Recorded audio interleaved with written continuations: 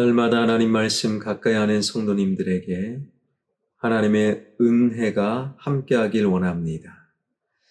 오늘 하나님께 주신 말씀은 요한복음 2장 18절에서 25절까지 말씀입니다. 이에 유대인들이 대답하여 예수께 말하기를 내가 이런 일을 행하니 무슨 표적을 우리에게 보이겠느냐? 예수께서 대답하여 이르시되 너희가 이 성전을 헐라 내가 사흘 동안에 일으키리라. 유대인들이 이르되 이 성전은 46년 동안에 지었거늘 내가 3일 동안에 일으키겠느냐 하더라. 그러나 예수는 성전된 자기 육체를 가리켜 말씀하신 것이라. 죽은 자 가운데서 살아나신 후에야 제자들이 이 말씀하신 것을 기억하고 성경과 예수께서 하신 말씀을 믿었더라. 6월절에 예수께서 예루살렘에 계시니 많은 사람이 그의 행하시는 표적을 보고 그의 이름을 믿었으나 예수는 그의 몸을 그들에게 의탁하지 아니하셨으니 이는 친히 모든 사람을 아심이요 또 사람에 대하여 누구의 증언도 받으실 필요가 없었으니 이는 그가 친히 사람의 속에 있는 것을 아셨음이니라. 아멘. 예수님께서 사역을 시작한 지 약 일주일 만에 찾아온 6월절. 6월절 절기에 예루살렘 성전에 올라가 성전을 깨끗이 하시게 되지요. 성전 정화를 하신 예수님은 바로 십자가의 죽음과 3일 만의 부활을 보여주시기 위한 표적이었습니다. 이러한 예루살렘 성전 정화, 그것이 가리키는 십자가와 부활의 표적, 그것을 보고 예루살렘 사람들은 어떠하였는가? 오늘 본문 23절입니다. 6월절에 예수께서 예루살렘에 계시니 많은 사람이 그의 행하시는 표적을 보고 그의 이름을 믿었으나 예루살렘의 많은 사람들이 예루살렘 성전 정화, 그것이 가리키는 십자가와 부활의 표적을 보고 예수님을 믿었다라는 거예요. 예수님을 알지 못하는 사람들이 예수님을 알고 믿는 것은 너무너무 좋은 일입니다. 이 영상을 보는 자, 예수님을 알고 예수님을 믿을 수 있는 좋은 일들이 벌어지길 주님의 이름으로 축원합니다.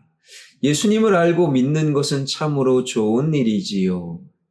그러나 오늘 본문 23절 예루살렘 사람들이 예수님을 믿었다.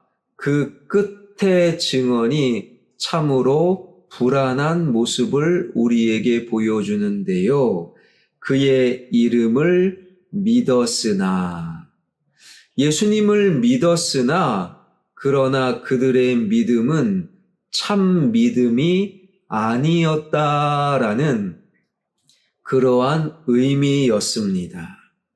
그래서 24절의 말씀은 이렇게 이어지지요. 예수는 그의 몸을 그들에게 의탁하지 아니하였었으니 이는 친히 모든 사람을 아심이요. 예수님을 믿습니다. 그러한 사람들에게 의탁하지 아니하셨다. 의지하지 아니하셨다. 그들의 도움을 받지 아니하셨다. 성경은 말씀하고 계십니다. 예수님을 믿는 것은 좋은 일인데, 그런데 그들의 믿음은 참 믿음일 수가 없었기에 예수님은 그들을 의탁하지 아니하셨다. 왜요? 25절입니다. 또 사람에 대하여 누구의 증언도 받으실 필요가 없었으니 이는 그가 친히 사람의 속에 있는 것을 아셨음이니라. 지금 예수님의 표적을 보고 예수님을 믿습니다 말하는 예루살렘 사람들, 그들 속을 다 알고 계셨기에 예수님은 그들을 의탁하지 아니하셨다라는 거예요. 예루살렘 사람들은 왜 예수님을 믿었습니까? 지금 예루살렘 성전을 정화하고 지금 혼인잔치에서 물로 포도주를 만들고 그러한 예수님의 기적, 예수님의 표적, 예수님의 모습이 지금 당장은 자신들의 계산에 맞아 떨어졌고 지금 당장 예수님을 가까이 하는 것이 나에게 유리하다. 완전히 자기 중심적으로 예수님을 믿은 거예요. 그러나 곧 예수님이 십자가에 돌아가시고 예수님이 곧 그리스도로 공생애를 본격적으로 시작하시면서 그때는 자신들의 계산에 맞아떨어지지 않을 것이고 그때 오히려 예수님을 죽여라 폭도로 바뀔 예루살렘 사람들을 예수님은 잘 알고 계셨다라는 거예요. 자신의 계산에 맞아떨어지면 믿는다. 그러나 계산에 맞아떨어지지 않으면 예수님을 죽여라. 예루살렘 사람들의 속을 잘 알고 계셨던 예수님. 어디 예루살렘 사람들뿐만이겠습니까? 제자들도 마찬가지였습니다. 제자들의 경우 가나의 혼인잔치에서 물이 포도주가 되는 표적, 기적을 보고 요한복음 2장 11절에 보니 제자들이 예수 그리스도를 믿으니라. 표적을 보고 예수님을 믿었던 제자들, 그리고 요한복음 2장 13절에서 22절은 예수님의 예루살렘 성전 정화 사건이 기록되어 있지요.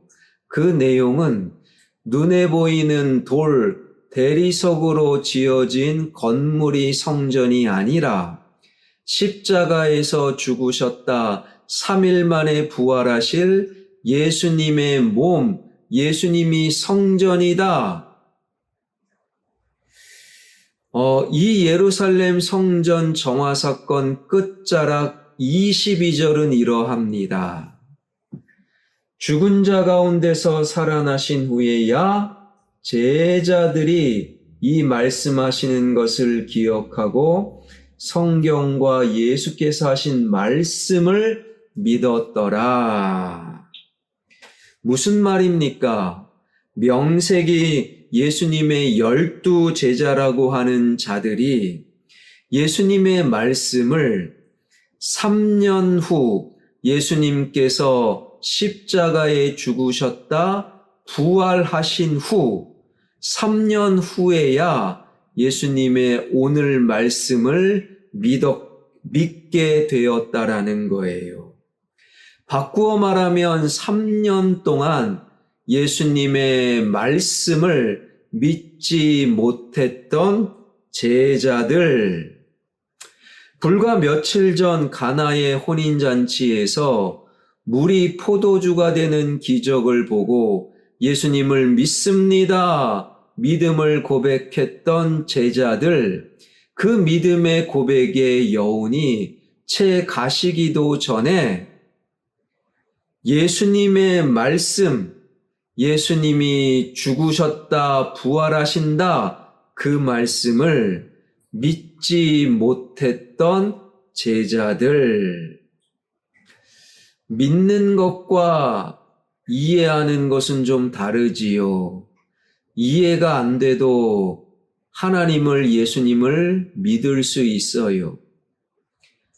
그렇다면 이해가 안 되면 그게 무슨 말씀입니까? 물어보고 이해하도록, 그리고 정말 제대로 믿을 수 있도록 제자들은 해야만 했지만, 성전을 헐라, 내가 3일 후에 성전을 다시금 세우겠다, 십자가와 부활을 말씀하셨어도 제자들은 예수님을 믿노라고 말했지만 예수님의 말씀을 이해하려고 들지 않았고, 그리고 예수님의 말씀을 더군다나 믿으려 하지 아니하였다라는 거예요.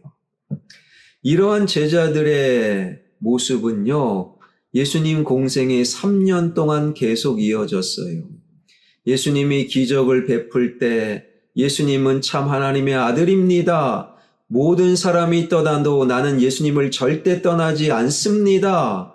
그러한 호언장담, 믿음의 고백을 했던 제자들, 그러한 예수님의 모습은 자신들의 계산에 딱 맞아 떨어졌기 때문이지요. 그러나 자신들의 계산과 바램과는 달리 무기력하게 잡히시고 고난당하시고 십자가에 죽는 그 순간 제자들은 다 도망갔어요.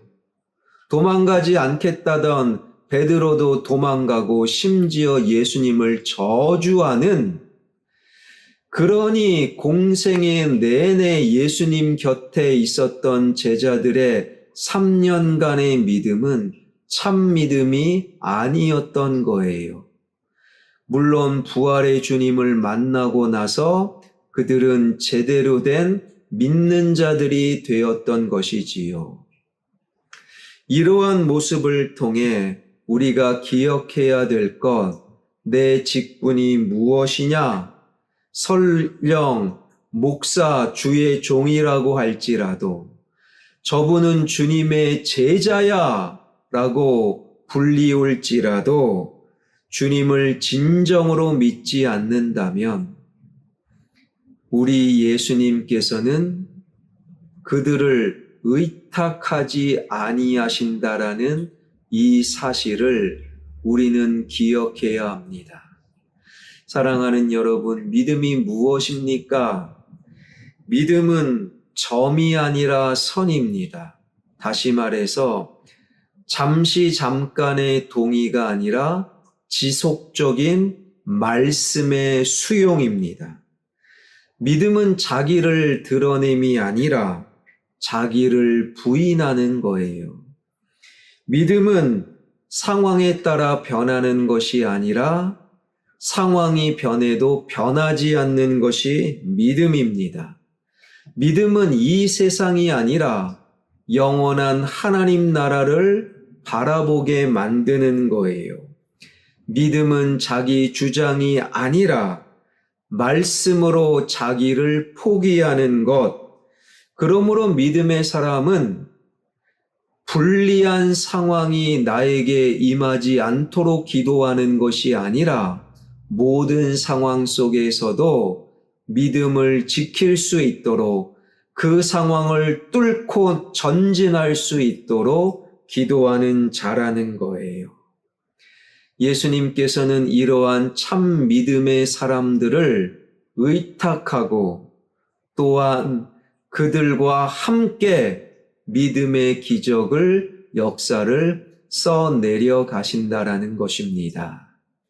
사랑하는 여러분, 여러분의 믿음이 참 믿음이 되길 원합니다.